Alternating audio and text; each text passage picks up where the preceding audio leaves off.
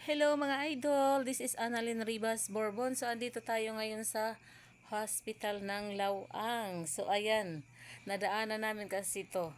Galing kami, may pinuntan kami doon banda sa may roadside. So napadaan kami dito, napalingon kami. Actually napababa din kami kasi agaw attention yung mga pailaw nila dyan. So sa mga di pa nakapunta dito, punta na kayo dito. Ang ganda dito pag gabi. Maraming mga pailaw sila. Mga ano lang yan, mga solar lang yan siya. Ang ganda, oh. 'Di ba? Wow. So ayan, may bridge pa sila, oh. May ginawa pa silang parang tulay.